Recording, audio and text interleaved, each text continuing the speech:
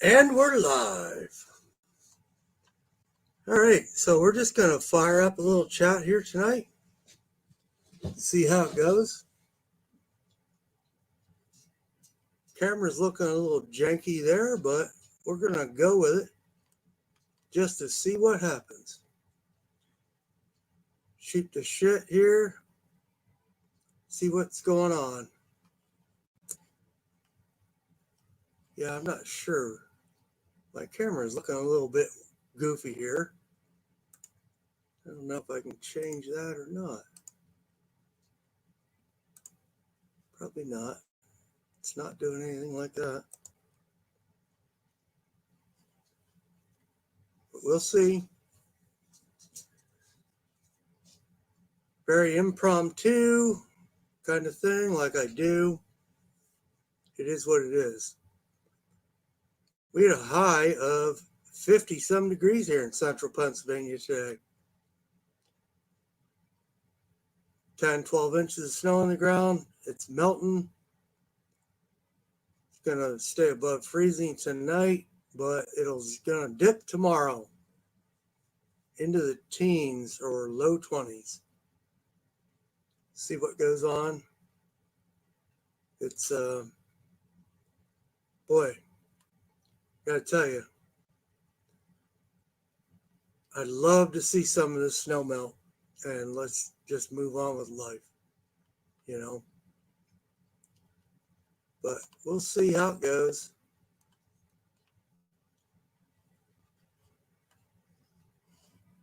Made it to the range today. Some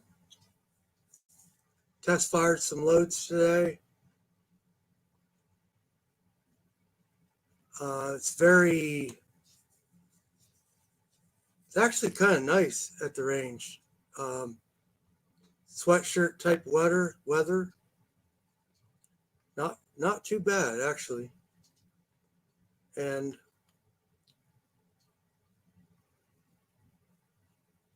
so I did some testing. Admittedly, this is probably like pretty lame. 800X in 9mm, which is probably not even a good shot shell powder, but it shoots, just doesn't do very good velocities, and it's really dirty. Actually, very terrible.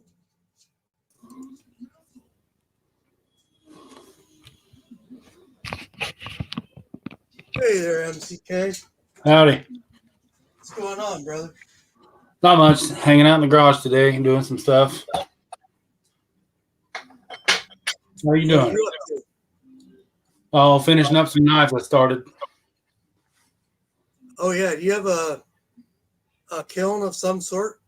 I've got a gas forge and a toaster oven just to do the tempering. I don't have all the fancy stuff yet. Well, a gas forge ought to do it, right? Yeah, I kind of blend a mix between stock removal and a little bit of forging, kind of mix it up and just, create some knives. So, Idaho, How you doing there, brother?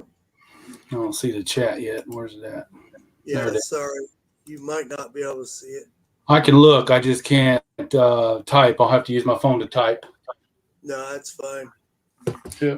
I'll just kind of post it up there and let you know. Cool.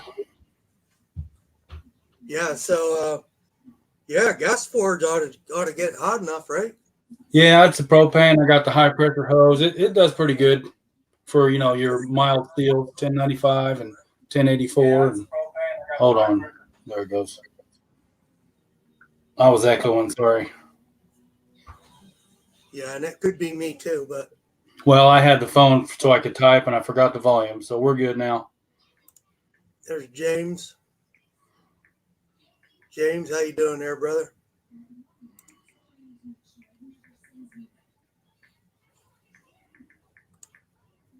Yeah, it's a pretty good deal that that other stream thing we can maybe opt to go for. What's that, buddy? The other stream melon or whatever. Oh, yeah. Right. Yeah, that worked out pretty good, actually. Yeah. I'd have to check that out, see how that works. I got to figure out the stitch or the twitch or whatever it is. I've not used it. Yeah, I don't know. I probably should too. I've been avoiding it. What you up to today? Same old, man. Yeah. I was just telling you probably missed that. I was shooting some 9mm with 800X. Okay. Why would you want to do that, right? Well, I heard a 700. I'm okay. How'd you do? Yeah, 900 is pretty slow, and it doesn't burn all the way. Oh. But I was gonna buy 700, and they didn't have 700. They had 800. And Gotcha. I went, yeah, okay. It's probably better for a bigger case. Yeah. Wonder if it'd do better in a longer barrel. Yeah, a bigger case, longer barrel. It's dirty as hell. Ah. I'm having trouble getting 1,000 feet per second out of a 9. Now, every once in a while when I go to the range, I notice either unique or red dot. I'll have a few flakes on my hands, and I'm not sure which rounds they are. I really don't pay attention until I get home or something. I'll have me a couple little, flakes, and I'm like, wait a minute, something's not, but I'm getting decent groups. I'm, getting good kick. It feels good. So probably red dot. Probably. And I don't like red. It's weak. I don't like it, to be honest. I had never used it. Sold a bunch of it to shotgun guys. Okay. Yeah. Back in the day. It does do good with my 12 gauge slugs. That's for sure. Just not 9mm for me. I was scared to load it up a little heavy. So. Yeah. And that's where I'm at with this 800. I'm basically sitting it on the base of the bullet, and it's not reaching 1,000 feet per second. Yeah. Tim's real good with the dot powders. He I ought to start looking at his old videos and see what he's been up to with it. Might be able to get a little more, courageous with it. I know he's a green dot guy, right? Yeah, he likes all the dots. Yeah. He likes them all. Well, at this point, it's just a practice powder for me because it just the way I've seen the bullet travel, it's just all over the place. Yeah. Depending on weight.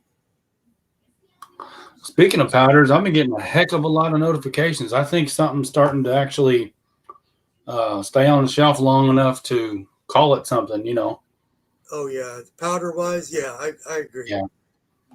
Now, don't get me wrong. It doesn't stay in stock long. No. I was able to order a couple pounds last week, so I got lucky. Down the road, somebody's going to have a whole shitload of powder that they can't use. Yeah, I think that's what I see happening. Yeah. I might be wrong. I'm just saying. Well, I took all my full metal jacket ammo. I had 124 grain, 115 grain, and 147 grain 9mm. And filled up some ammo cans with all my full metal jacket stuff and ran out of all my pistol primers. But I got a crap ton of 9mm to shoot. Right. And I still got maybe 500 primers for 38 special. Yeah, I haven't loaded that many rounds. I'm just basically I've got enough powder to last with the primers I have. I need to do that. I need to see what I've got, how many rounds, and I just don't have a favorite powder for certain things yet. Yeah, and that's pretty much what it comes down to. Hey, eat bacon. I think what's going to happen is we're going to have guys with all kinds of powder and no primers. Well, between us guys, we could probably figure out some trades and just make everything all even out, once things start happening. Hey, there's Bacon. You know, Bacon, I can put you in here if you throw a hammer. Idaho, you throw a hammer. Man, Idaho, I don't know if I have your address.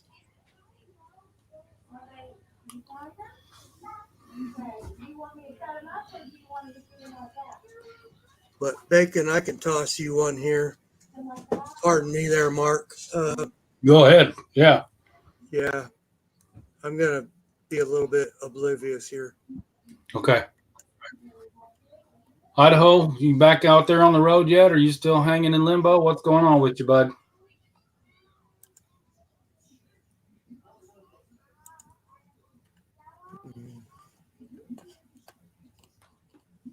There you go, K24. He put it up on the message.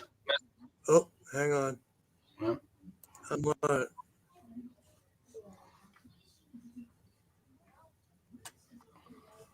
California. All right.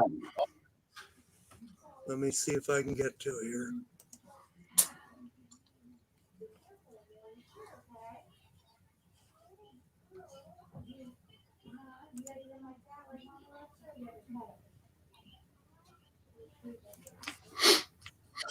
Yeah, the guy, one of my local guys has he had a few more powders on hand. He had 15 jugs of long shot, some CFE black,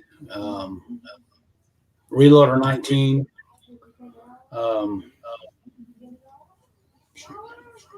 green dot. Yeah, he had a few powder that I didn't see a couple weeks ago, so he must have got an order and put in too. Oh, you're seeing some locally? Yeah, on the shelf too. Yeah, I have not seen that. Yeah.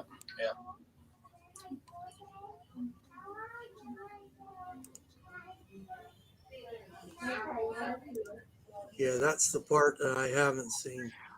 Bye.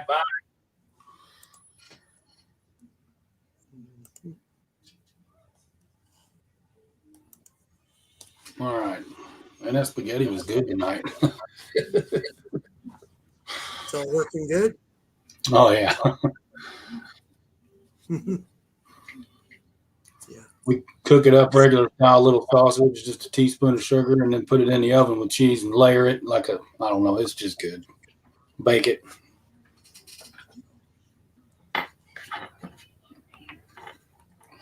Trying to figure out if this little 32 revolver is worth fixing up. I got a little U.S. What is it?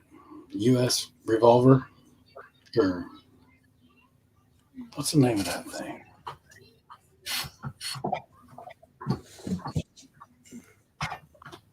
Little top break, 32. I think Yeah. wouldn't be a reloading room if I didn't drop something. Here's that new cap gun I was talking about. It shoots those little caps.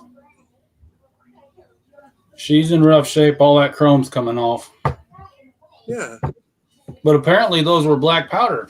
Look. Hang on, I got a big mess now. That's okay. I'm in the middle of trying to get to Idaho here and Bacon. Shit. I hate that. I just had sized brass mixed with unsized brass. Oh, yeah, that's no good. Damn it. What a mess. Oh well. Just have to run them through again, won't I?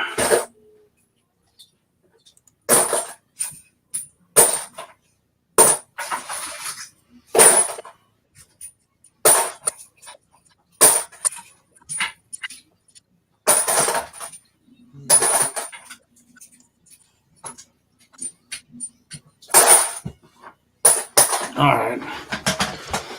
Back to normal. Yeah, I just got to get my email here. I'm struggling with it. Warming up pretty good. We're hitting 55 today. That was a pretty good day. Yeah, exactly. Yeah, I had the same thing here. Pretty nice. Yeah, James, it's a cool little pistol, James. I might Numerich has some of the parts I need, so the boy brought it over, and I may knock like chrome off and refinish it with, just glue it, and it functions. I just don't have the ejector, on the cylinder, so we'll see.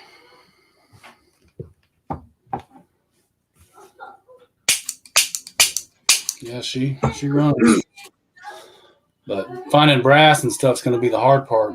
I think I can, if anybody else knows, 32 long Smith & Wesson, can I cut those down and use those? Figured I'd just run black powder like the pistol was designed for and have some fun with it. It's a neat little gun. I'm having a little bit of trouble here. Trying to connect bacon.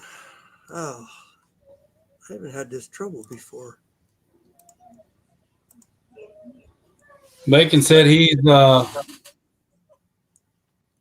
into doing live tonight, if that's what he means. That's fine. He said, I'll stay on the side chat for a few minutes, but I'm not into live. Okay. Yeah. Well, hang out as long as you can, Bacon. Yeah, exactly. That's one of the bigger reloading shops by work. It's about 45 minutes from here. They usually had all the powders and Dillon machines everywhere and all this crazy stuff. Well, they emptied out, of course. But I think once they started getting certain things in, they were hoarding it for themselves, because a lot of them shoot competition, the ones that work behind the counter. So, and that's whatever, maybe it'll come back. Exactly. I think there is some of that going on, because my local guy is a reloader, and I don't expect to see anything from him. Yeah. That's what's going to happen, I think. He makes his living. That's the majority of his living is reloading ammo. So Gotcha. he's kind of gone off on the other side, and he does a lot of estate sales. So he's selling a lot of used equipment, and that's where he's making his money. Gotcha. And don't get me wrong, he's retired, but he runs a reloading shop as a retired guy, and he still has to pay rent. You know what I mean? Yeah. And we all got our ways to make money and help out and things. So I ain't mad at him.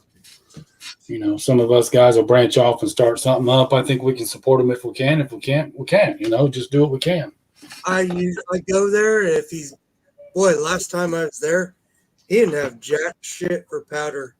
Yeah. He has primers in 6 months. Yeah. Probably more. It's been pretty bad.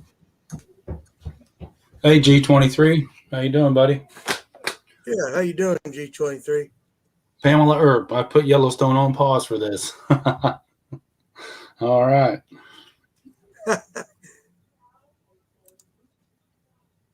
I wish we could click the name of the commenter and go to their channel like we used to, because there's a lot of people in here that I'd like to sub up, and I can't.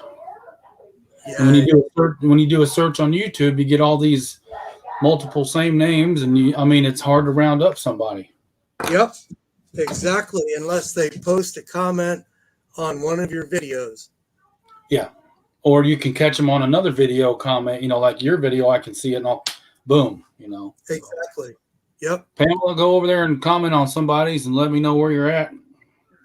Yeah. Yeah. Because the live stream, we can't track you back to figure out if you have a channel and, what's going on. Yeah. But that's reality, really. Yeah, they're trying to snuff us out. No, I don't know. I'm not sure exactly what's going on, but they make too much money. They need to just open it up and they'll see the flow. You can just imagine Well, I If they don't let know. 'em- I was on Cover Your Sixes. yeah. Watching Cover Your Sixes live chat last night, and was it last night? I think it was last night. Anyway, I think he does one every night.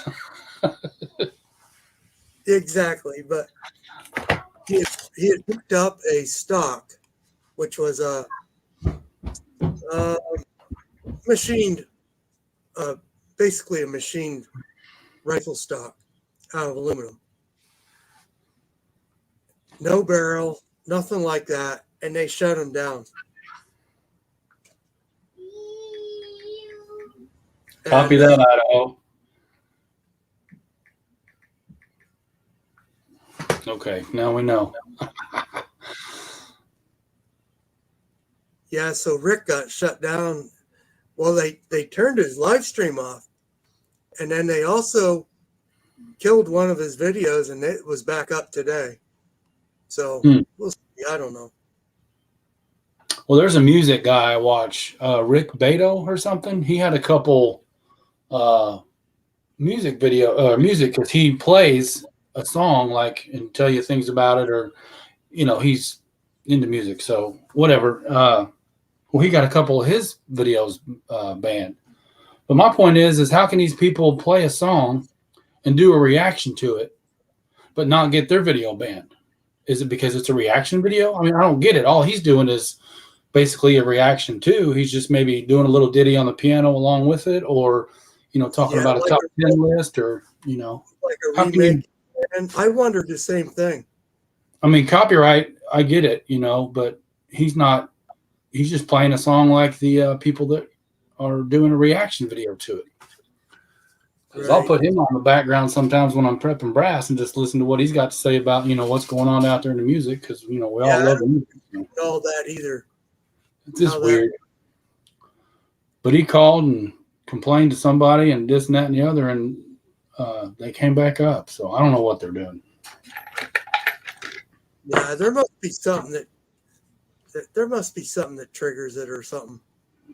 I think it's all the artificial stuff, picking up keywords, and it automatically does things. There's not that many people watching videos. That they'd have to pay a shit ton of people. Okay, G23. It's MCK.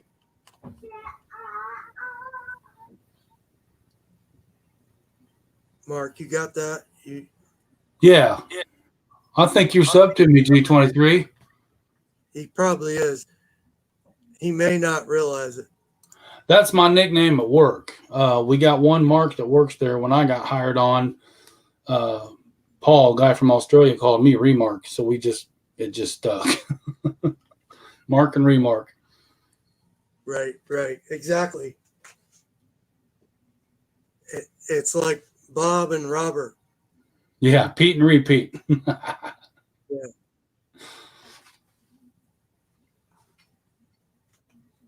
Yeah, I think G23 probably knows the channel name and not the face.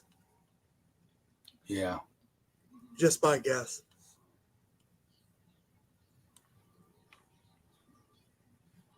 But yeah, man. Go ahead. It got sloppy here today.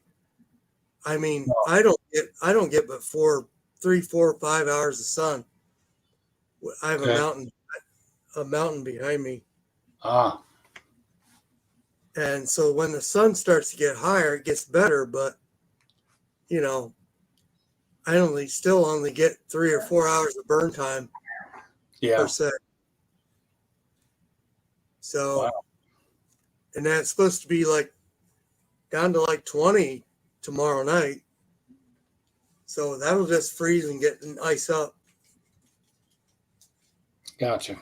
So I threw sand out tonight, and we'll see how it goes. But it's not supposed to get below freezing tonight. Yeah. You can't do much for gardening then, it sounds like. Oh, no, hell, there's 10, 12 inches of snow on the ground yet. Well, I'm just saying, if you're getting only that, I mean, you get more sun in the summer, obviously, as it comes Yeah. around a little bit. But It's terrible here for a garden. Yeah. yeah, I was going to say, and it's getting close to prep time for gardening. I'm going to try and get a big one this year, try and get some stuff stocked up. I do any gardening that's in a pot. Yeah. I do pots. There you go. I'm just going to do some banana peppers, green peppers, tomatoes, and all I did with the corn last year was feed the squirrels. they had a heyday. It was funny though, watching them run away with a big old cob in their mouth, sneaking off.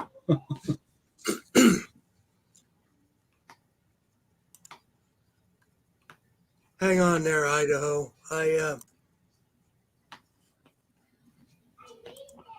got distracted.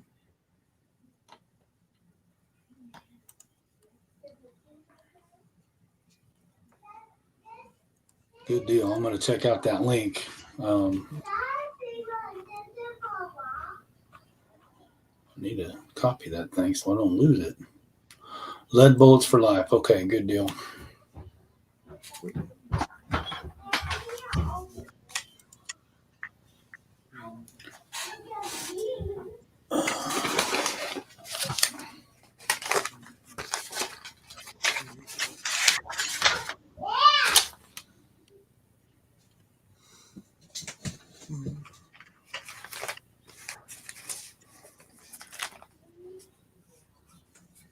Hmm.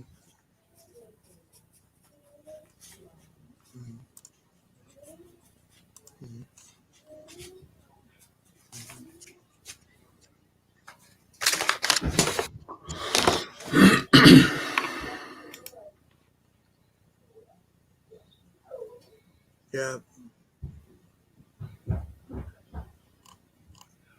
Yeah, I got to get the seed started. I'll probably do the tomatoes from seed again, put them in the window for a little while, and after Mother's Day, go ahead and transplant them. Remember that 1 year, 2 years ago, I had about 24 or so plants.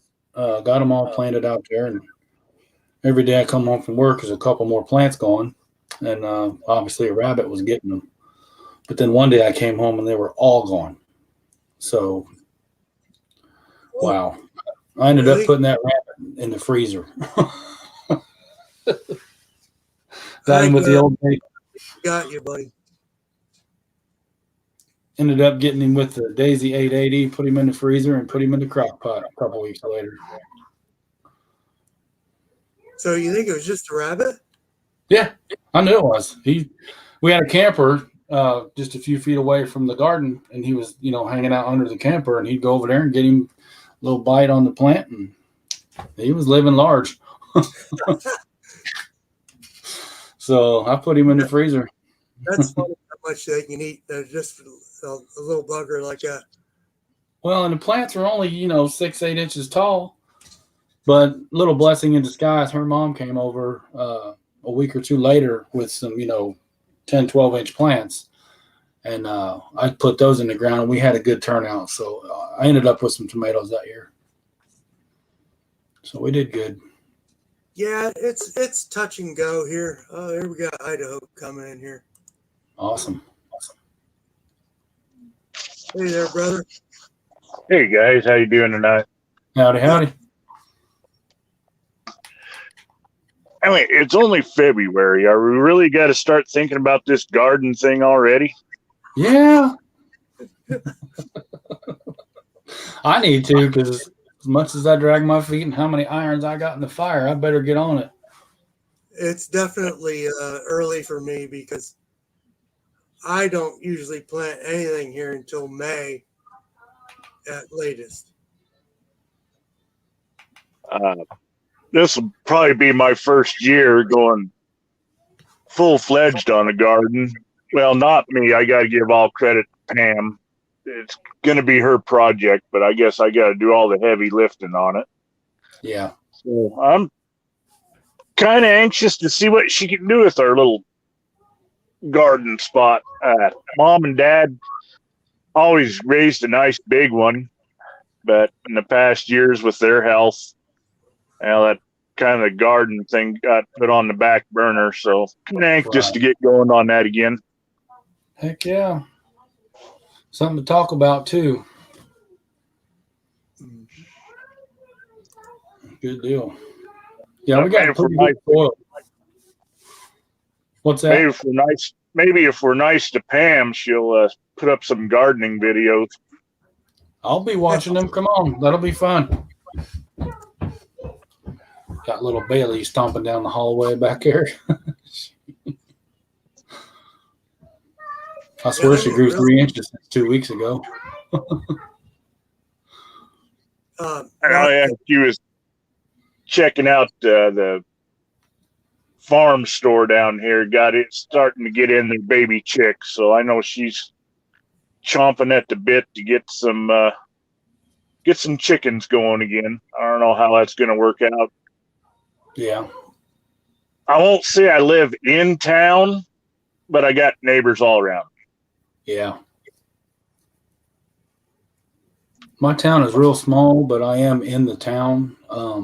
I'd say maybe 40 or 50. We got a big grain dryer, stuff like that. But once you hit the edge of town, it's nothing but fields around me for miles. Yeah, that grain dryer keep you awake at nights? It's kind of soothing, actually. We got the train off in the distance, the grain dryer. It don't bother me. I love that stuff. Well, that's what's funny is that I live about a little bit more than a mile from the range that I shoot at, and I don't even hear the shots anymore. That's awesome. Unless I want to, and then I go, "Oh, that's machine gun fire." Awesome. It's one of those things. It's like they used to do a machine gun shoot, and they haven't done it in several years. All right. It's one of those politically correct things, I think. Gotcha. It draws attention that you don't really need. But at the same time, when July would roll around and I'd wake up and go, "Oh, it's machine gun day."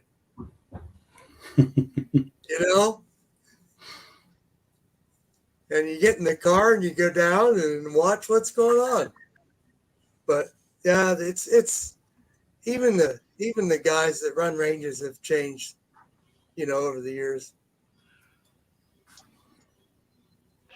Do you get to pick up brass after the machine gun shoot? I imagine somebody does. Yeah. I'm not sure who it is. Hold a bucket up there and just catch it. Heck yeah. I mean, everything from a Browning to like a grease gun. You know what I mean? They got a place out here, well, just south of Vegas, but it's in Arizona. And it's kind of just a gun range, but they advertise, come shoot a full auto.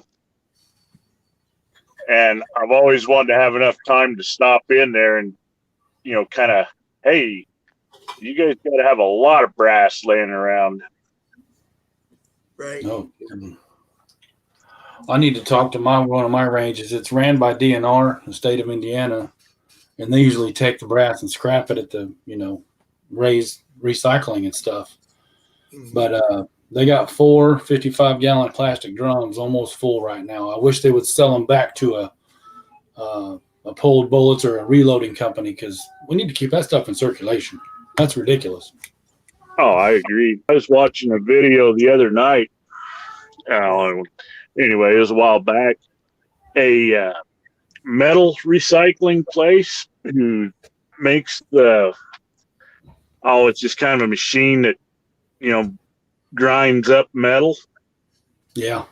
Somebody brought them buckets, and not buckets, 55-gallon drums of brass, and it was their job to run it through the machine and make it unusable because a company overseas was buying the scrap. It just literally put me to tears. That's exactly where it's going to, overseas. Well, here's the thing though. I mean, if you make it, I'm going to say this, and it may be subjective, or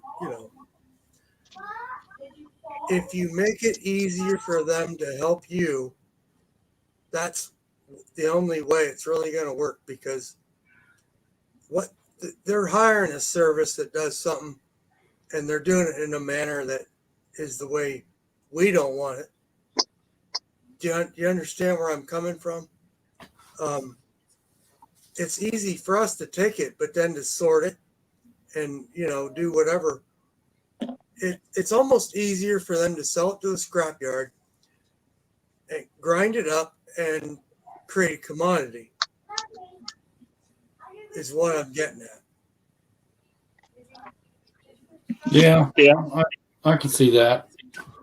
I just look the way things are right now. You can throw $1.50 a pound at the scrap, brass.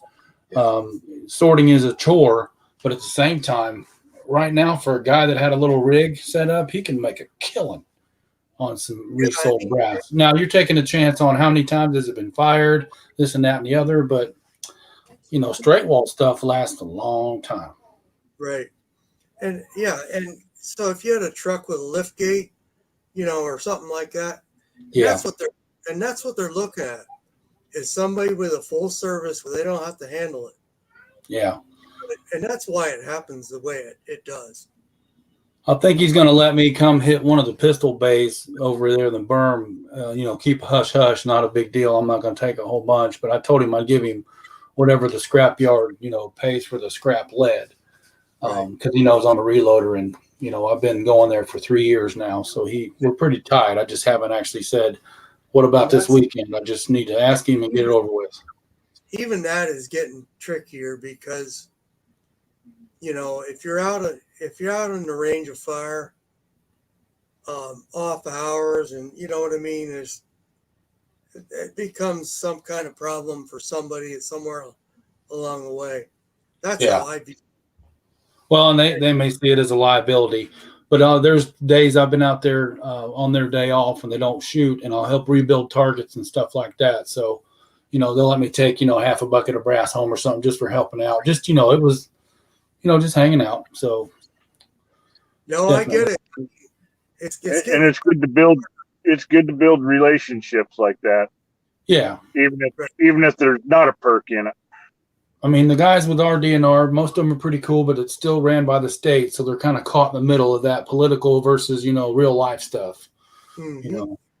But they're still down to earth. They're hunters and reloaders and shooters just like we are. We just need to keep that, like you said, Idaho, keep that rapport going, and keep in contact with everybody and keep it alive. Just keep it going. Yeah, we still pick brass here. We don't have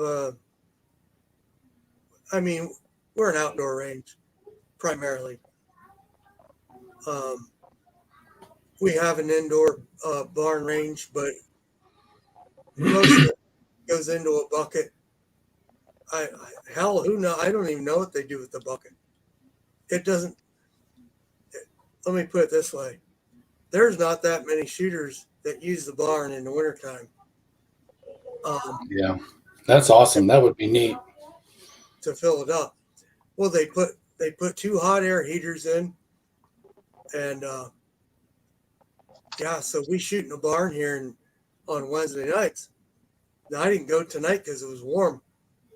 I hit the range and did some chrono readings, and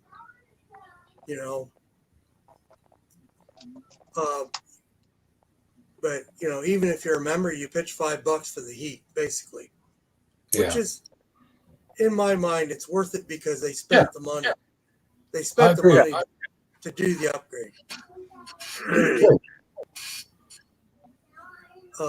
The outdoor range only charges $4 a day, and that's awesome because I can sit there, take my time. I don't have to, rush in there for 20 minutes, or a lot of the indoor ranges around here are 25 an hour. Yeah, there's a lot of people who say that by the hour. That would suck. And they're assholes. Forgive my French, but they're jerks.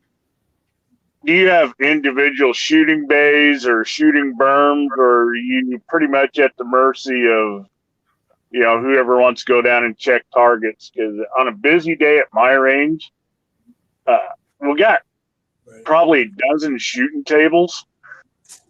And if it's a busy day, you'd be lucky to get to shoot a couple of times and somebody wants to go down and check targets. And Yeah, that gets so aggravating. Well, and since it's got a bit of a structure and there's actually range officers at the outdoor range, we've got 10 50-yard bays, 500-yard bays, and then 3, 6, 9, about 12 pistol ranges at various, distances. But what they do is about every 20 minutes, they'll call cold range, and that's what you get. If a guy shows up Right. in the middle of something, he's got to wait, and that's okay. But a lot of times, that's the way to do it. It really is. It is. But ours is, we don't have a range officer. It's kind of a Sure. free for all.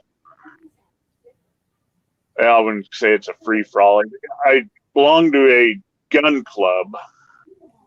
And it's $135 a year, and there's a lot of individual ranges there, and they even got an indoor pistol range, which I've never even been in. Mhm. It's because I'm not a big pistol shooter. Gotcha. our club's Yeah, the same. It's kind of a free for all. You hopefully you got a good group of guys that'll work with you. Well, You know, I have better luck if I go early in the mornings. Well, I wouldn't call it early because I never get out of bed until 10 o'clock. But on weekdays, I can usually have the range all to myself. Yeah, I work weekends, so when they're open the regular hours through the week, I'm usually by myself. And if it's another guy, they're usually nice enough to say, "Hey, you want to go ahead?" And I'm like, "No, you go ahead and shoot. I'll get my bench set up, and then we'll go down here in a few minutes." we do No the big same. We do the same thing here, Yeah, and you just try to stretch it out. I mean, Yeah. now and then somebody will come in and they're in a hurry. Well, that's pretty much a bad time to go to the range if you're in a hurry. and it's pretty busy on the weekend, so they stick to a pretty good structure. As far as 20 minutes cold range, and then they try to get done in 5. Get back, get down there, get back. No lollygagging. And they're pretty good about it. Most of the guys out here are pretty cool. Yeah, and ours is pretty nice because you can drive out if you have to go out. Yeah. Past 100. And I'll pitch in, help out with the range, and watch them. And we've had a few guys that don't know what they're doing, so I'll go sit with them and teach them a little bit about stuff and help them, shoot that brand new firearm they just got from Walmart. So it's a little scary sometimes just turning someone loose. So I'll sit with them and babysit them and get them started. It's fun. How do you handle, every range has got one at one particular day, the old curmudgeon that wants to talk. When I'm there for just a quick time and I want to hurry and get done what I'm going to do, load development, and you run into the guy that comes up to your shooting station and wants to talk and talk and talk. How do you get out of that situation? It happens. You got to do I hate to do it sometimes, but sometimes it's very enjoyable. But sometimes I'm there for a reason and want to get out.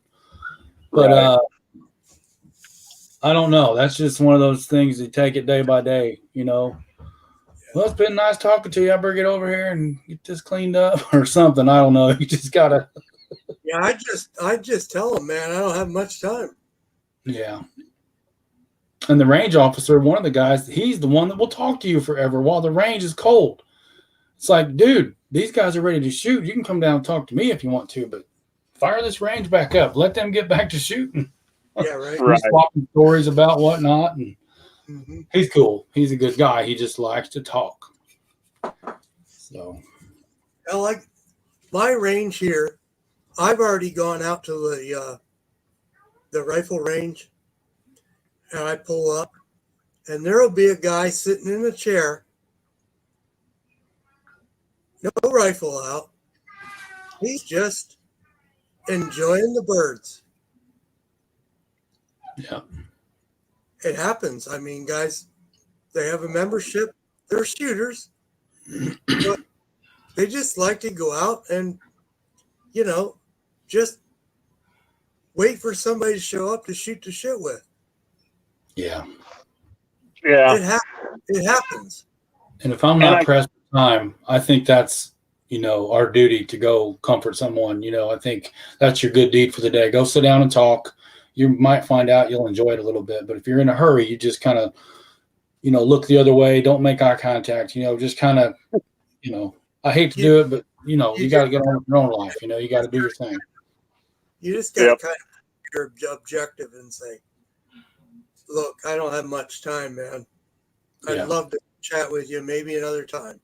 Yep. And are you going to be back next week or, stuff like that? Because then you can really, It happens. I hate being a rude guy, but, sometimes I'll end up engaged in conversation with the guy, and all of a sudden we're new best friends. But the other individual that kind of drives me nuts is the guy picking up brass when it no sooner ejects out of your rifle and hits the ground. Oh, yeah, they don't. The outdoor range doesn't allow that. And if it's not busy, he'll let me sneak a little handful here and there. Definitely my own brass. But I'll talk to the people in the bay next to me and ask them, hey, don't sweep that up. If you're not going to take it, I'll sweep it up for you. And the rangers, they're cool with me doing that. I won't go grab a bucket they've already filled and put it in my range bag, but he did it for me one day. He goes, here, there's a bunch of 350 Legend in there, and dumped it. I'm like, all right, thanks. So every once in a while they throw me a bone, and I'll take it, But I don't have any people like that over here. I had one guy, and I was shooting, and I was just popping my brass out. And literally, we were 80 feet away from one another. And I seen him, here he come, and he's picking it up, and he gets closer to me, and he just starts picking up my brass, looking at me like he's the only reloader that ever lived. Right. Like he's going to retire on it, Exactly. And the kind of bad part about it is he was kind of a hard-looking kind of guy. And I almost felt sorry for him. So, all right, you can keep my 223 brass. Well, that's kind of like their own demise sometimes, Right. It happens. I mean, at the rifle range, I don't see it too much at the rifle range. The pistol range, probably more, but even then, usually people are, I'll tell you what I do. I usually wait till the people leave. Yeah. And that's the best thing to do. Yeah. You know what I mean? If they leave, they're not going to pick up their brass. I generally don't enter into a conversation to ask them if they're going to pick up their brass. Yeah. You know what I mean? On the other side of that talking thing, I'll be the one to go up and, hey, what you got there? Kind of open a conversation, but I won't hang out forever. Hey, that's right. Nice, cool. And a lot of times it's, hey, you want a couple rounds? I said, yeah, I'll shoot a couple rounds. And I'll say, well, come on down here and, I got stuff you may not have, blah, blah, blah. But I know when to quit. I don't sit there and, I had these two kids come up to me at the indoor range last time I was there, actually. And they were standing behind me all giggly and, wow, look at that. And it wasn't nothing fancy. It's just my AR-47, my 7.62 39 AR. And they never shot an AR before. So I loaded up a 10 round for each of them, and stood right behind them and helped them out with it. Man, that was the best thing. Them kids were so happy when they left. It was cool. That's awesome, Mark. That is awesome. Yeah. I'm glad you did that. It is. And they were young. I mean, I'm thinking, who are these guys? But, they were there shooting, so they got to be cool, Yeah, and that's something they're going to remember for the rest of their life. And, possibly down the road, you've encouraged, new gun owners. Damn right. Yes, sir. Our range puts on up to the COVID. Pamela, she's calling you out, Idaho. That's funny. You know what? And Till she's a about good brass picker. I'll give her credit where credit's due. She'd sometimes come back with weird shit that I don't even shoot, but Yeah, she's good. that's awesome. yeah, up till about a year or so, we had a demo days at the range, and you know, people would bring their kids out to shoot. And G23 don't like it. I got that thing fine tuned, buddy. You might change your mind if we hooked up and shot sometime. Yeah, I've got one in the works. I'm not quite having near the luck that Mark is having with his magazines, but as far as a shooter, I was pretty impressed with that 7.62 39 upper I got. I built my first AR 223, and honestly, 223 don't do it for me. I need 30 cal, so I got AR 47 and two 300 blackouts, one pistol and one full length. Now I agree, G23. That round was made for the AK. I'm definitely not stepping on that toe, but my AR pretty good. Here we go. This is pretty funny. Yeah, that's awesome. All right, I gotta back it up. Idaho, so you're having problems with the magazine still? What's going on? To be honest with you, Mark, I haven't touched it since the last time I went out with it. Well, I mean, my world was upside down all this summer, you know, with Dad, and right, and then I'd like to think it got better once he passed away, and it hasn't. That just opened up a whole bunch of new problems. But I'm hoping this summer that, it's on like Donkey Kong. I mean, I hope to be out shooting a lot. Well, good, man. Yeah, we lost Mom in 2010, and it changed a lot of things. We had help with the estate and everything like that. Dad was still here, so it helped all that stuff, but we weren't the same. You know what I mean? You just look at things a whole different way, and right. It's just one of those things. I'm locked up in a fight with it's really not a fight, but just trying to deal with my sister. And that's what's wrong right there. Yeah, that sucks. That's going to happen. There's nothing to fight about, and that's what's the bad part about it. There's nothing to fight about. Right. It was all pretty well spelled out, and me and Dad knew what it was spelled out when, we set it all up, but we tried to explain it to her and she didn't really get it. And now reality is hit, and she's not going to be happy no matter what.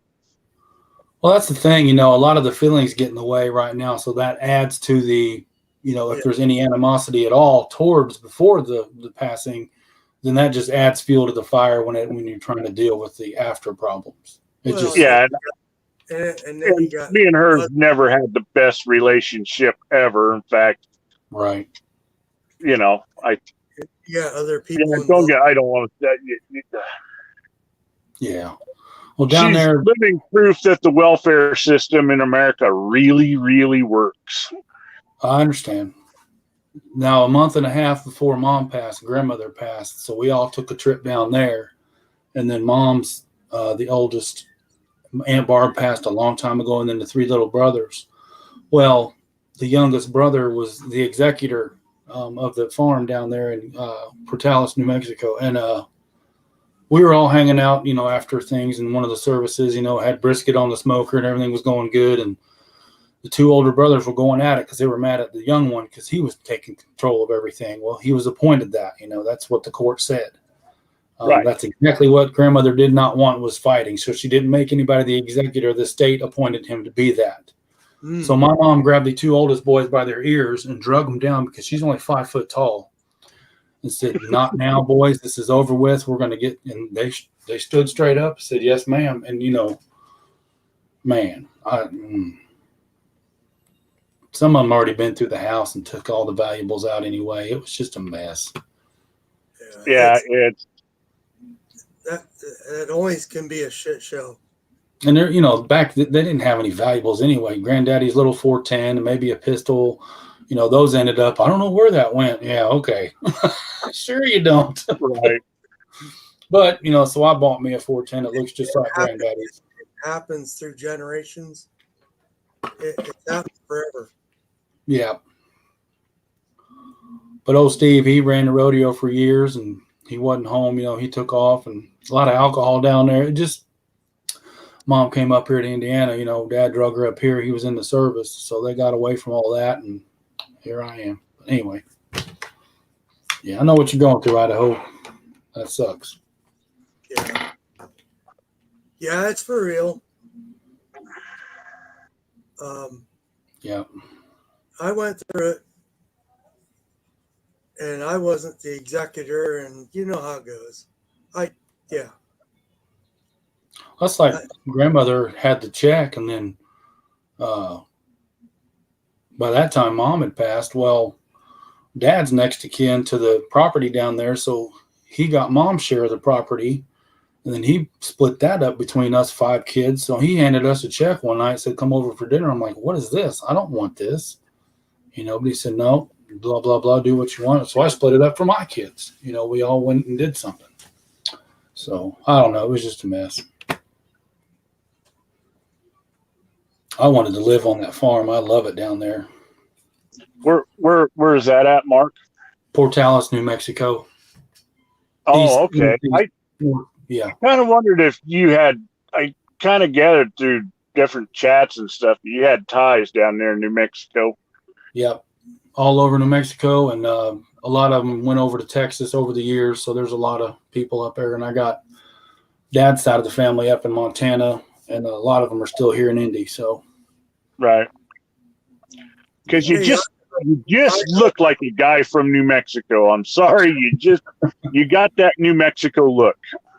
Well, I had one of the reunions when my boys were 4 and 8. I went down there at a reunion, and I was a single father at the time. I had custody of one of them, and working on getting custody of the other from a different mom. But anyway, I was talking to grandmother, and I had land picked out, and I was ready to move. I was doing some things, and she said, "You just don't belong down here." And I was like, heartbroken. But after a few months, I realized what she meant. But now my boys are grown and gone. And maybe I can go down there now and retire. Right. So I knew what she meant. But at first I was like, really? It hurt, like, why are you telling me I don't belong here? You guys are family, but I knew what she meant. My boys needed me more than I needed to be down there. So, yeah, right. But it's still home. I always call it home. Idaho, where are you at? California? Yeah, I'm in Barstow, California tonight. So how's the trucking life in Barstow? I'm just passing through. I finally got out of Oklahoma City on Monday morning. Yeah? Was able to pick this load up, and I got to deliver it down in Chino, California tomorrow. Oh, and okay. From there, I don't know where I'm headed next. Right. I know you were hung up in Oklahoma. They were shut down, and you couldn't pick up your load. No, it was crazy. To me, it wasn't that much snow, but they literally lost their friggin' minds. Yeah. And I got paid a little bit of detention pay for 9 days, but I put it in the context, like 9 days, you realize in February, that's over, 1/3 of the entire month sitting in one place. Right.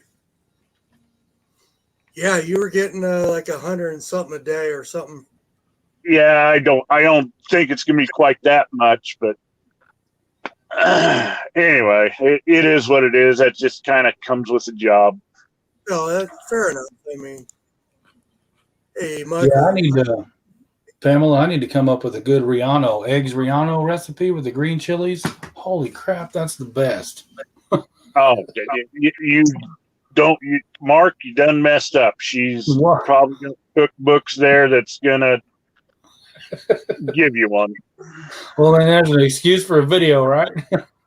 Well, probably that, or yeah. I'll tell you what. There's one thing the girl can cook. Well, I guess the green pepper or the green chilies is like gold. I mean, you got to smoke them and take care of them, and they're all seasonal. I mean, I guess it's a big thing. It's it's pretty cool hearing all the cousins. In New Mexico, they take their chili serious down there. Yeah, and they're not hot. I thought they were going to be hot, but they're not. Well, some of them are, some of them aren't. Well, you can, right.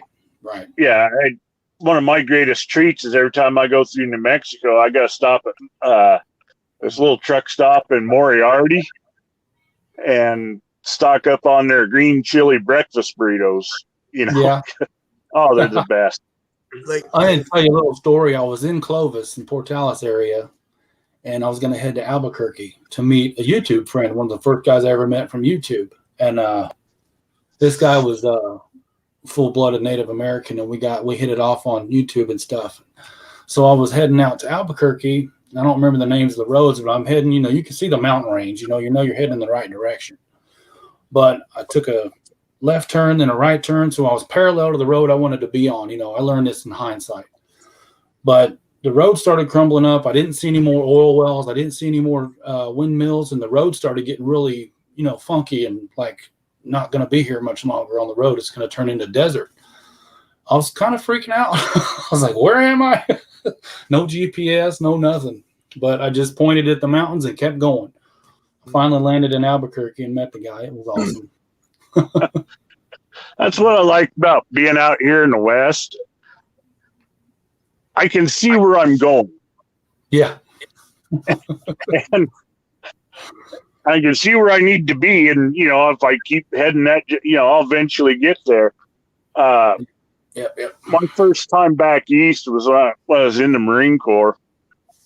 And I ended up down there around North Carolina. I was lost all the time because the only thing you can see is a road carved out between the timber. That's it. There's no landmarks. I had no clue where I was going. Exactly. Just follow the tree line.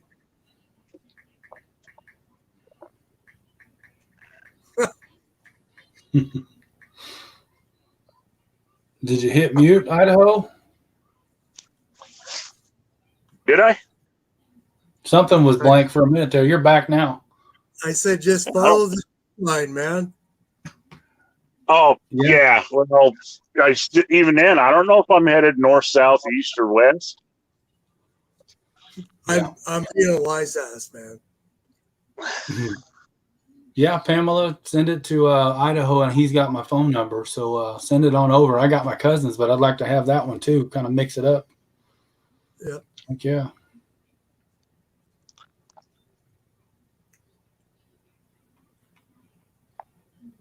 Yeah, we had internet problems earlier. It wasn't coming on, and they by the time I got a hold of some tech people, I rebooted the modem and it came up. So we'll see how long it lasts.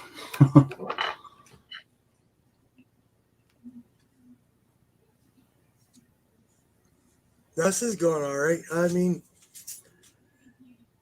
my connection is generally pretty sketchy, so yeah. This is done pretty well, actually. Yeah, everything's been pretty smooth. Yeah. There's a small lag, but it's nothing to be concerned with on my end. So, yeah, but it's always like that. That's pretty normal for me. Yeah. And maybe StreamYard in general.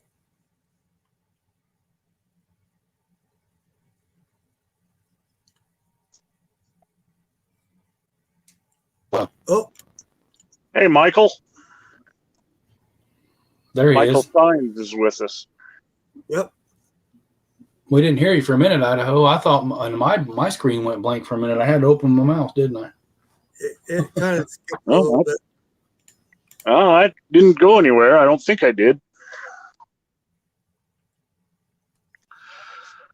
Yeah, it just warped a little bit, I think. Yeah, it must have heard me talking. So I have a ton of 300 blackout and 762 by 39 loads to test fire. I'm taking the stepdaughter next Wednesday. Me and her's going up there and gonna just shoot. Can't wait. Awesome. Little Red, she's my, I ain't gonna say my favorite, but she's my favorite. You can't play favorites now. That's just not right.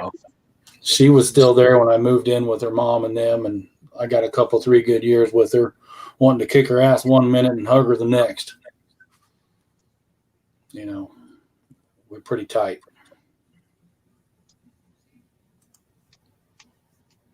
And that little girl's come a long way. There you go. I'll tell you another dish I like is that chorizo. My actually her boyfriend turned me on to it. He's between Native American and Indian. He's got some good food. I love chorizo burritos. To find a good one that's got enough chorizo in it and plenty of cheese with some green chili, that is some good stuff. Yeah, it is. I took surprisingly, this is a quick canned chicken, like a tuna can, but it was a chicken. Put some salsa in there, fired up the microwave, and Colby cheese. Got to have Colby. And got some pretty good old nachos. I was really impressed. Just a quick, tasted just about as good as any restaurant around here. You know how many Mexican restaurants we have. Everybody's all the same these days. But, I think good Tex-Mex food's got to be hard to find in Indiana. Yeah, it's a far stretch from Tex-Mex. I've had better burritos on the construction site when the ladies come around feeding all the framers and bricklayers. Oh, yeah, out of the back of a Ford Tempo. Got a little Ford Tempo with a grill over there. Man, best burrito ever. Yeah, just don't ask what the meat is. It's good. Just don't ask where it came from. You bet.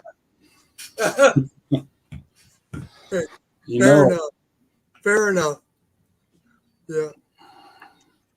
Yeah, but you know what? Sometimes those food trucks are some of the best stuff you're going to get. Yeah, and it wasn't even a truck. It was just one of the framers, wives or the girlfriends or something. They just pull up. All the framers would swarm, throw them a couple bucks. There'd be a whole neighborhood full of guys. And I was always doing flooring, so I had to, watch out for them. But I was the flooring guy, so love it. Yeah. Heck yeah. Yeah, that's pretty cool, though. And we got this one place up here called Burritos As Big As Your Head. That's pretty good stuff, too.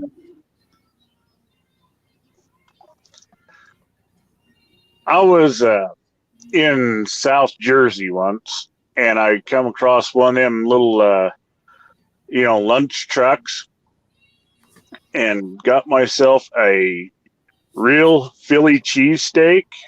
Oh, boy. Oh, my God, that was the biggest, most delicious sandwich I've ever eaten in my life. Okay, you're going to have to clarify real. What was different, say, than chain? It was actually good. Okay. Good choice of cut. I got you. Yeah, I don't that meat and cheese was just blended together, just so perfect and literally melted in your mouth. It was nice. Awesome. Yeah, I won't do a chain cheesesteak anymore. But we have a lot of local. Okay, so here's a local thing. They call it a submarine here, or a hoagie. Gotcha. You understand the hoagie? Yeah. Or yep. because the hoagie bun's different than a submarine bun. Yeah, but it's the same thing here. It bread and it's a little longer. Yeah, gotcha. Right. And then you have the hero, Yeah, or what the hell's the other one? The hero is usually Greek, I think. yeah, the Greek food. Yep. Yeah. Anyway, it's all like regional kind of thing. And then as far as what you put on it, the Greeks, that's kind of the whole Subway thing going on.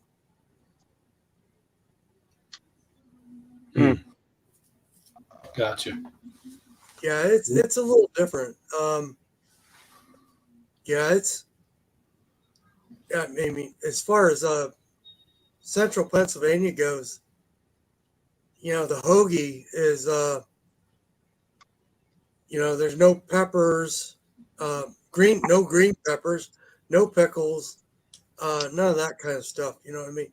Yeah, we had a hot dog place, and it was still kind of considered fast food, but it was neat because they took a lot of signature hot dogs from around the country. The different states had their little way to fix a hot dog, and you could order that. It was pretty good.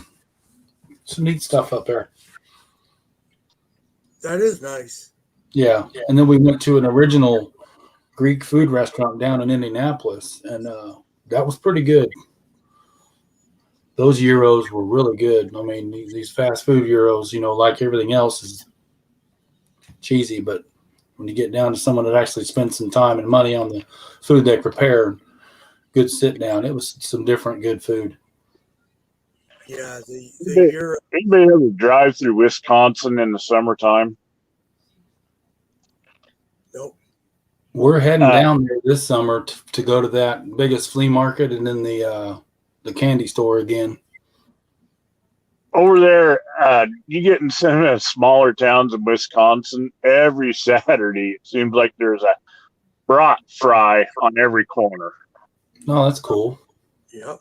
And I don't know what it is about how they do them, but they are awful damn good. And I'm not a big brat connoisseur, but I look forward to that. Yeah, that sounds like a good time. Yeah, Wisconsin does their fairs, and they have beer tents and brats, right? Oh, man.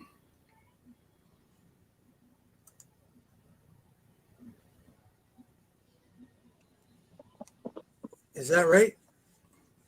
What's that? Sorry. Wisconsin fairs. They do beer tents and brats. Okay. Yeah. Sounds like Wisconsin. Probably more heavier on the beers. Yeah, we got that Pork Fest and Oktoberfest in downtown Indy that throws music, pork, all kinds of crazy stuff. But of course, last year it's been canceled. Everything's been canceled this last year, but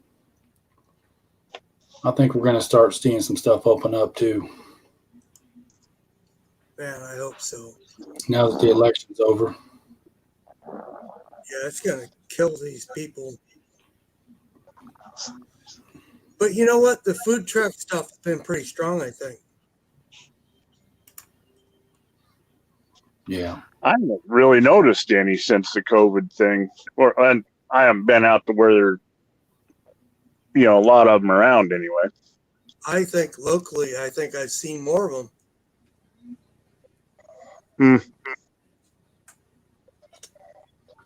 That's probably just, it's probably just people doing what they're doing.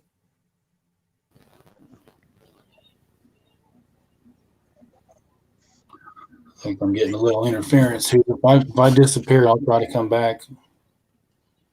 What? You guys hear me? You guys hear me all right? Yeah. Okay. It's working. Yeah, you're sounding good. Okay. It might be warping a little bit, but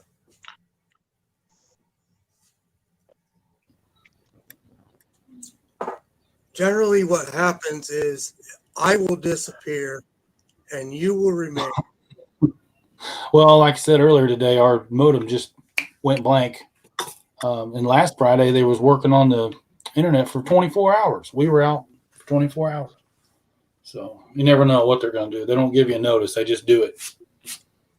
Oh, right. But it was, 5 degrees. And, right after all that snow, I think someone hit a line or something, obviously. Right.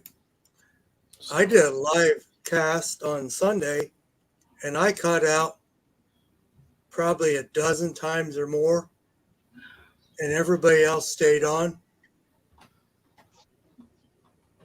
Yeah. Yeah, it just carries on. I think it's just my service, but if the guests don't matter, if I disappear, I'm fine with that.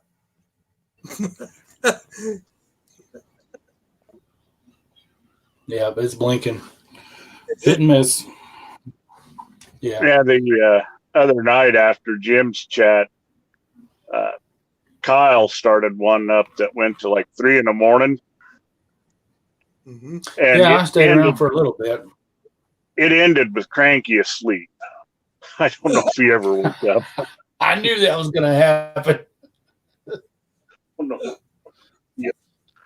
You know what? I think he was snoring when I had left because I got off before it ended too. Wow. I didn't. I went in and didn't stay. Oh, that's great. But Kyle was in rare form. It was hilarious there for quite a while. Yeah. Oh boy, he gets that way, and he's awesome. And then he didn't he get up the next day and do a live stream with a high boy? No, he did that earlier that same morning. Oh, yeah, that's what that was. Okay. I was wondering how that went. High Boy's quite the guy. I had the chance to meet him, been to his place there, and got to play with these Dylans. He's really a great guy. I know he's a down to earth guy. Yes. And as far as for the new reloader, I steer everybody over to him. Just go there.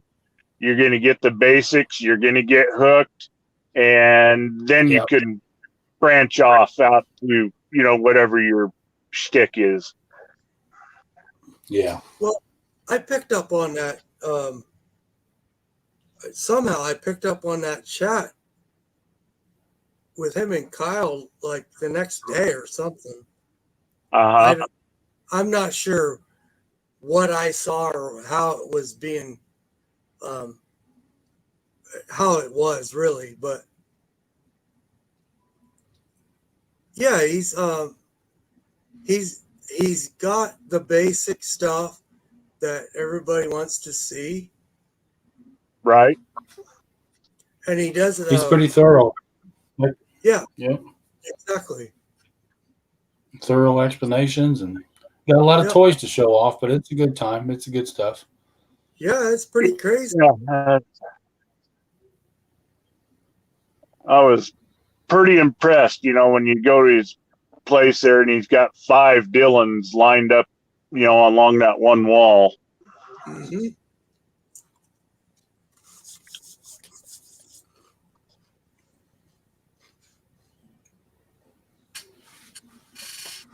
But I will probably never get on the Dylan bandwagon. I'm going to stick with my single stages. I might do a turret press when the price comes back down, just for when I want to load up bulk 9 or 223 for the boy. Just something I can pull the handle and get some target. Just done. But once you get your brass prep done and got your jug of brass ready to go, it doesn't take long. And you can do your brass prep while you're watching YouTube and not really worry about details. So just that's the thing about hand loading is, you get into it for the hobby, kind of a time filler. Why do you want to make it faster? Well, And I'm not one of these guys that's going to go out and spray and pray about 250 rounds in an afternoon. Yeah. I missed half that Idaho. I froze up again. But I think I know what you're saying. It probably wasn't important.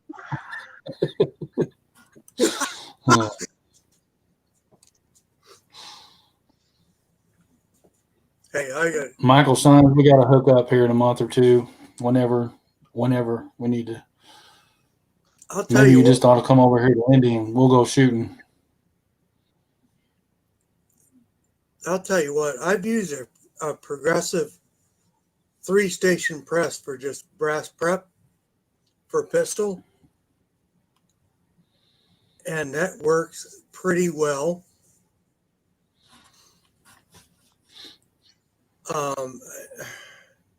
Okay, it's probably hard on your press.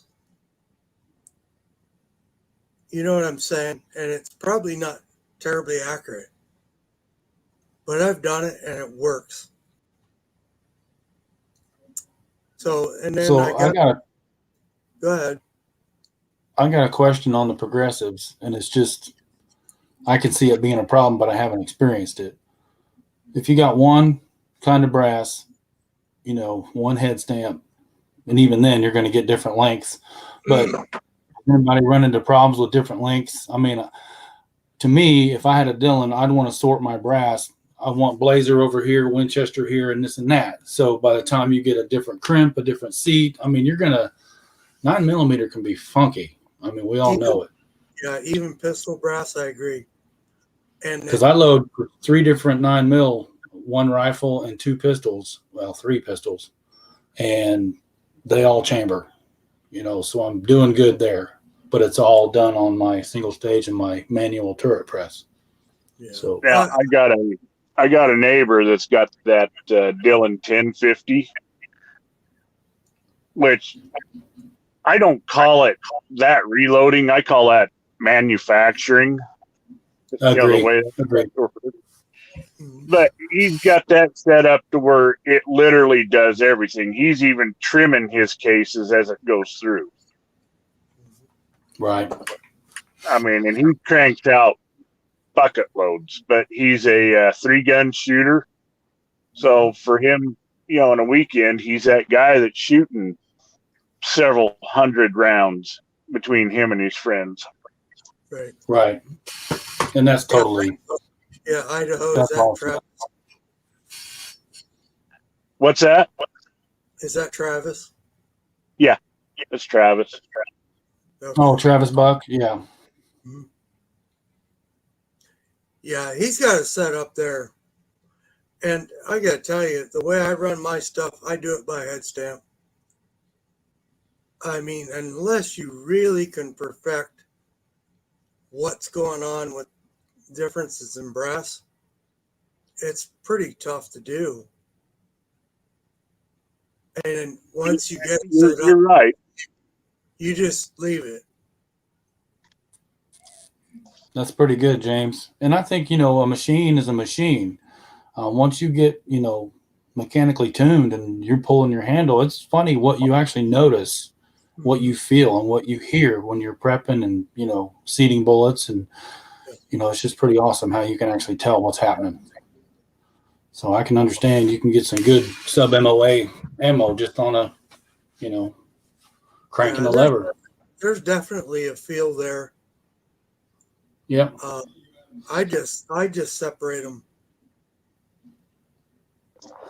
Now I know for all my bolt gun stuff, where I'm kind of fine tuning loads and trying to push them out there at distance, I'm definitely, sort by head stamps. Well, I'm buying new brass and I keep a record of how many times they've been fired, and right. I'm weighing them and, water volume and all that other stuff. I can't do that on a progressive press. No. All that stuff is single stage. Right. Yeah, you're not supposed to anyway. Yeah. Yeah.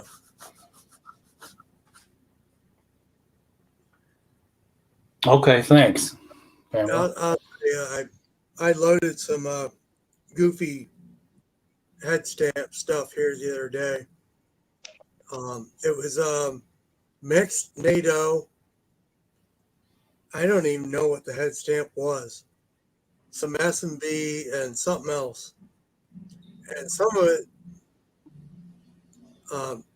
okay, so it was NATO stuff, so it was probably crimp primers. Yep, you know it. I pushed the print in. I didn't do anything with the 9, the primer pockets on a 9, but I could tell the difference. Yeah. You know what I mean? Yeah, I ran across some of that NATO 9, and I was getting crushed primers, and they wouldn't go in halfway. And it's funny how much you can damage a primer and not pop, Yeah, it is. You can put it in sideways or anyway. Yeah. Yeah, I didn't. Yeah, James, I agree. Those machines, once you get them fine-tuned, that's what it is. It's a machine. I mean, it's repetitive. Yeah, at that point, I mean, I think for pistol brass, I don't think it matters a damn bit, really. I mean, Here we go again.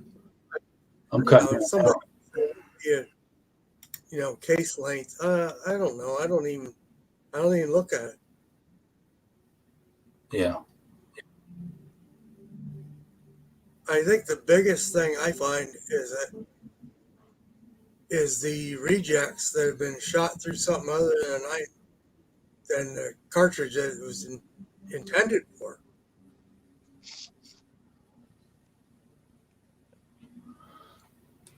Pretty cool on the 9mm on that single stage I got with a turret. I've had a few cases where it felt like air. There was no pressure at all. It was either a 380 case or a split case, and it's right away. It's one or the other. Boom. Now, is that old Lyman?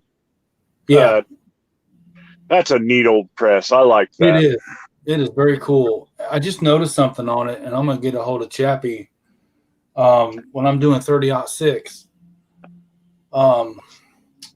it's hard to say, but if the holes, there's the hole that the shell's going up into. I'm off to the side of it just a little bit when it enters the die. So I'm wondering if it's kicking that case a little cocked. But the lead dies are forgiving, and so is the shell holder. So I don't have a concentricity gauge, but I think I'm getting some crooked bullets. So I'll do the 30-06 and my rifle rounds on the single stage. But pistol brass, I just go to town. Right. It's just not it's not fully, in line. It'll go up. The only press that I want to upgrade is I really would like to get my hands on a Redding T7. Those are awesome. Yeah. I'll do that or the Lyman 8-hole, the orange one. One of the two. Right. I think I would enjoy one of those. And I would just set up that Redding just strictly for 38 and 357 and leave it. Yeah. 9mm. I got about a lifetime of loaded 9mm that I need to shoot up, but as often as I shoot 9mm. Yeah. Reloading for that is just too tedious for me. Yep. Now the older Lyman, the Spar T I had, I need to extend my bench, and I'm going to set it up over there, and it's going to be dedicated to a couple straight walls. 45, 9, and 38. I can put cedar and crimper, 6 holes, so I can do, 6 different rounds on that. And then this T-Mag over here, I usually got 1 or 2 empty holes, and then I get real consistent results with a lot of my smaller rifle brass, but the 30-06 and the Mauser 8mm, I'm doing that on single stage because of that. It's offset just a tiny bit. Mm-hmm. And I actually haven't checked all the holes. I'll bet you it's not all the holes ain't like that. But we'll get into it. I might even order another, turret head and see if it lines up better. I might get lucky. Do they still make it a turret head to fit that? Yeah, you can still get the turret heads. That's the neat thing about it. Because they actually have a TNAG 2, which is a little different. And it's like a charcoal metallic gray color. And it's just a little different setup, but mainly the same thing. But those turret heads will go between the two. Right. And I've got the quick disconnect for the turret head as to where the other one just bolted down, which is no big deal to me. I don't mind tinkering a little bit, but it's neat to have that convenience. You know, I did that one video. I don't know if you saw it, but it pops on and off with a collet. About like a keeper for a valve, you know, it's real simple. Right. But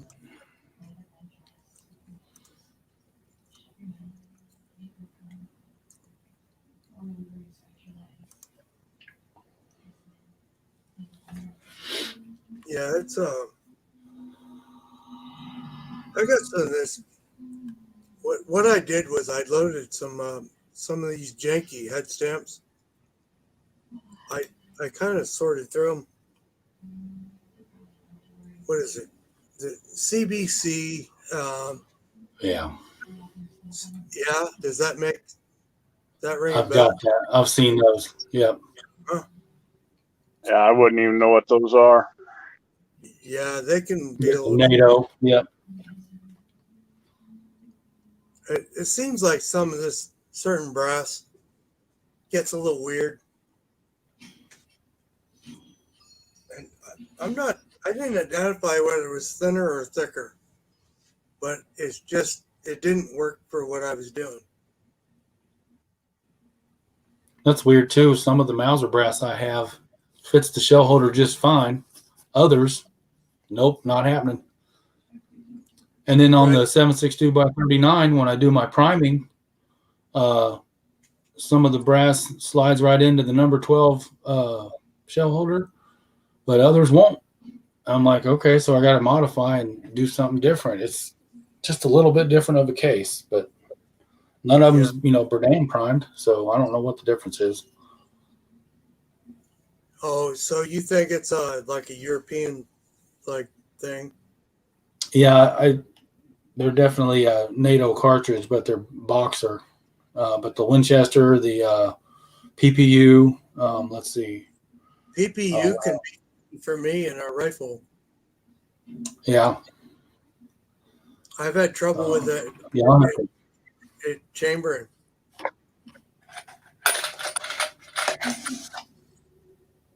Gecko, the German stuff is the that's good brass. Huh? It should be. It is good brass. I was getting a lot from Capital City right before when you could still get a lot of brass and stuff. I ordered 2 100 packs, and they were all Gecko, and they had about 15 Bourdain, but they put 20 extra in there, so you still got your 100. So you just had to be careful not to knock your pin off, but right. Because I decap all mine before I wash them. My dyes go into the brass goes into the dye clean. I don't. Yeah. Right. I don't size brass. I guess I take that back. My 38 special, it burns pretty clean, depending on the powder I use. So sometimes I'll just run it through and won't wash it, just for plinking.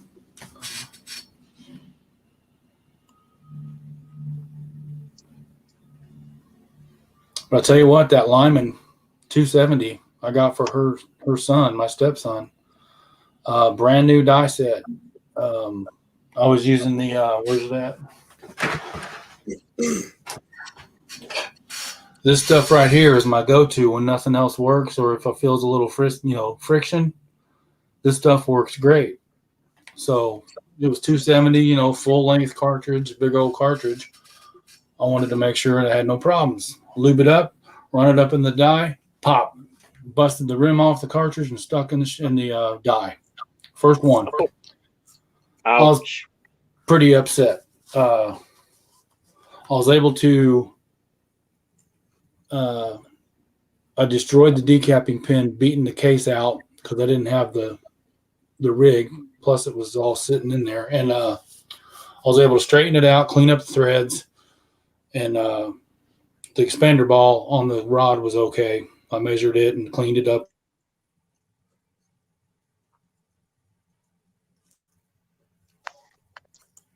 I think you got stuck. This is why guys like that Lee Classic. Yeah, but I was able to clean up that die, and I went ahead and sized about 50 pieces after that, no problems. But when I got done, I looked up in that die, and you could just see deep hash marks. They didn't even finish this die. It's a wonder my brass turns out to spec. So, and of course, I have not heard anything back from Lyman on an email. I'm pretty upset about that. So, I thought they were better than that. Hey, really? just curious. It's kind of off topic, but what does your local gun store shelves look like as far as ammo? I'd say under 20 or 30 boxes, and they're oddballs, you know. Just bare, basically bare. Yeah, it's bare. And the guy here in Clayton, he's, you know, it's another small town near me. Not a lot of people know about him, but he's starting to look real bad too. But he won't sell ammo unless you buy a gun, because what good's gun without the ammo? So I don't blame him one bit. And that's Right. what happened. I mean, he'll take care of me. Like, I went in there today to see him, and he gave me this magazine for free. It's a PMag for 223, and I modified it for 300 black. And then he gave me what was it? Well, I was talking about that Lima die because I bought it from him, and he threw me a neck sizer for 270 that needs the collet for the neck sizer. He threw it at me for free. So, you know, it pays off to take care of your local guys. So he'll take care of me once in a while, and you know, of course, I help him out when I can too. I'll help him stock shelves or load the trailer for when he's got a gun show coming up. I reamed a couple 12 gauge barrels to thread them for a couple customers to put chokes in. So, you know, we trade a little bit. So I like to have that kind of relationship. Right. But yeah, they're bare, Idaho. Sorry to get off topic there, but yeah, they're bare. Nothing at Walmart, not even shotgun ammo.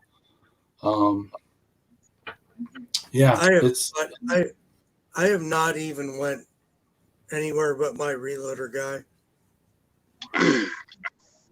But well, I say Pam went into our, I guess it'd be our local. It's a farm and ranch store, but they sell a lot of guns and and ammo. And she sent me pictures. There was nothing, absolutely nothing on the shelves. Yeah. But all these ammunition manufacturers are claiming like, oh, we're making this stuff as fast as we can. Well, how come nobody's getting it? I haven't talked to anybody that's actually been able to buy ammo for going on probably 3 or 4 months. Well, here's Idaho. We were in a chat, and I don't know if it was Uncle Jim's or if it was Scotsman, but they were talking about, and of course, it's the political corporate side of things.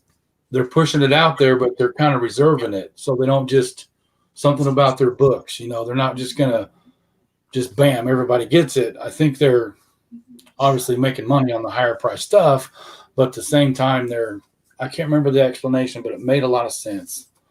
Maybe it'll come up. Their I think it was Ozark was saying something about that, wasn't he? Okay, that kind of rings a bell. Yeah, I don't remember. Yeah. But it's after the first of the year. I mean, there's got to be a couple really, really full warehouses out there somewhere. Well, and like I said, these notifications I've been getting, I'd say, because I was sick for 3 weeks, and I'm back to work now, but I was getting a lot of notifications that I haven't got before. And powder from Powder Valley, Mid-South Shooter, starting to see a lot of powders pop up and a lot of bullets. So I think we're starting to see the light, you know. I guess that's all we can do is hope for the best and ride the storm out. Well, lucky I'm not out of anything, and I'm not in threat of being out of anything. Yeah. But I'm also a little apprehensive to shoot what I got. Me too. I don't shoot as much when I go to the range, but at the same time, I'm not going to let it spoil my fun. I cast, I can load my own, so I'm already ahead of the game. I'm going to enjoy it when I can, Right. and take care of a few close friends. And other than that, that's all I can do. Because the guy that got me into guns 10 years ago, I've surpassed. I mean, he created a monster with me. 10 years ago, I didn't need an AR. Now I got 3. Oh, come on, man. Build you an AR. Okay. I finally did. And I love it. You can never have too many. Right. I got him into hunting. He wasn't a hunter until he met me. And that was my first couple years hunting. So we learned together. He got a deer before I got one. And later that week, I got mine. So we had some good times together. Nice. Yeah. Yeah, I've seen a lot of powder available recently. So my question is, they can produce powder at a way higher rate than they can ammunition and primers. That's just an observation. Well, maybe the components in powder are more easily obtainable than the materials and the alloys to make the brass and the cups for the primers. And, the priming compound itself is a special ingredient anyway. So then you throw in a little bit of that. We can't open up another factory. We can't justify a multi-million-dollar factory when in a year and a half or 2, that factory is going to be obsolete. So I understand why they haven't ramped up, new buildings. I totally understand that. But if they're not running 3 shifts, by all means, run another shift. I think if we see factory ammo come on the shelf, we're not going to see primers. Right. You know what I mean? I hear you. Because that's where they're making their money. Right. You know what I mean? I understand. That's how I read it anyway. Yeah.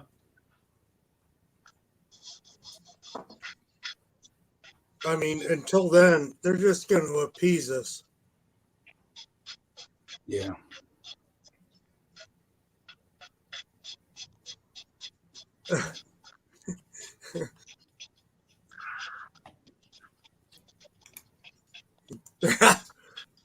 This is funny.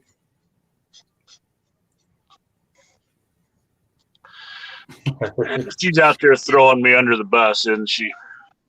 It was, and I'm ignoring her. Should I? Pardon me? I'm probably ignoring her. Should I? It doesn't do any good. If you try to ignore her, she just gets louder. And she's only 5'1", so yeah, good luck with that. Yeah. Well, I'll tell you, those 5'1". Mom was 5'1". Look out! She grew up on the farm with them boys. Yeah. Yeah. Look out! She'll let you have it. She's probably a powder keg. Yeah. Her biggest downfall is once you buy ammo, do not give it to her because you will never see it again. Here we go. I wish my woman was into it, but on the other hand, Now I'm starting more for me. So more for me. No, Mark, you don't, because let me tell you how this works. If you buy one, no matter what you're buying for yourself, if you buy one, you are automatically obligated to buy 2. Yeah. So how many times but I got it for you, honey. How many times does that excuse work? I can't It say doesn't. that one. Oh. No, you'll never see it again. Oh, man. I've had to use the line, "Oh, it's that one gun I got it a couple years ago, honey. Remember?" Yeah, whatever. She has no idea. God love her. She don't want to know, honestly. She's like, "You just do whatever you want, but just whatever." It's funny. Guys, I hate to cut it short. I'm going to get off this stool. I'm kind of hurting here. I'm going to get up and move around and go check on a few things in the garage I got going. So, Yeah, it's getting close to my bedtime as well. it's really awesome talking to you guys tonight. Yep. I got one more night. Maybe we'll do something tomorrow night. We'll see how it goes. So, all right. Maybe get that old man on a mountain out here one night from Utah talking to us. I put him in there, but he didn't come on. Yeah. All right, guys. Have a good night. Be careful on the road, and God bless you. Yeah. Good night, Mark. Good night. Mm-hmm. All right, K24. I'm gonna back on out of here myself. Thanks for having me. Yeah, good enough. We're gonna call it quits here. All right, sir. You have yourself a good one. Thanks, Idaho. Side chat, thank you very much. We're calling it quits. 1 hour, 46 minutes. And we're out of here.